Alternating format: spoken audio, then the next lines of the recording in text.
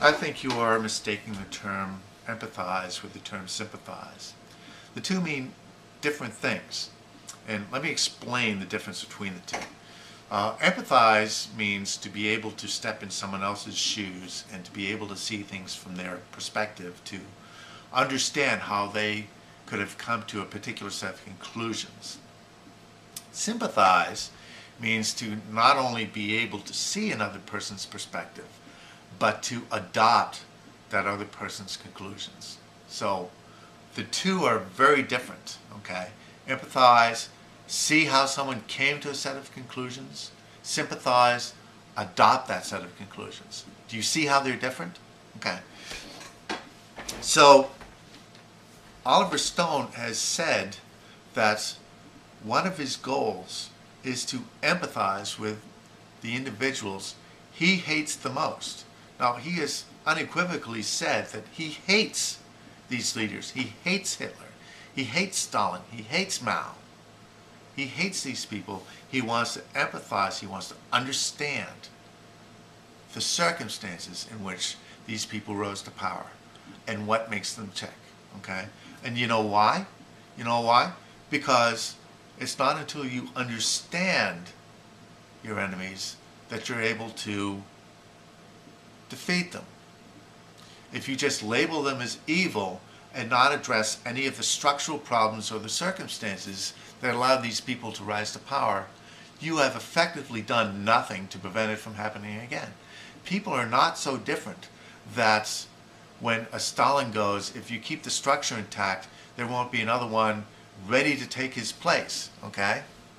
There are structures of society in which certain individuals rise to power, okay?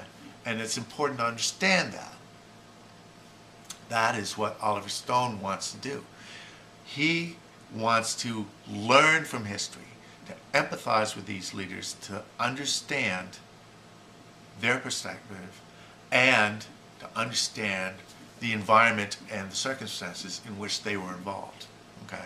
And I have to commend him for it, despite the right wing trying to label it as he's trying to justify or he's trying to sympathize. He's not sympathizing. He's not being sympathetic. He's being empathetic. He's showing what makes these people tick. And I think it's an important lesson for people to learn if you want to understand how to avoid these kinds of individuals rising to power again. Okay? I see him doing a great public service, quite contrary to your mislabeling of him. Okay? I think Robert McNamara, in his documentary The Fog of War, does an excellent job of explaining how valuable it is to be able to empathize with your enemies. The example he gave was the Kennedy White House during the Cuban Missile Crisis, and how their empathy with the Soviet Union enabled them to avoid an all-out nuclear war with the Soviet Union, in which nobody would have won, okay?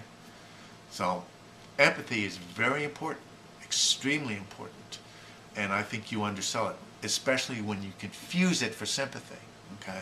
Empathy is valuable.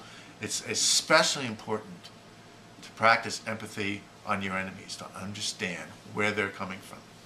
So that's all I'm going to say for now. Thanks for watching. Bye.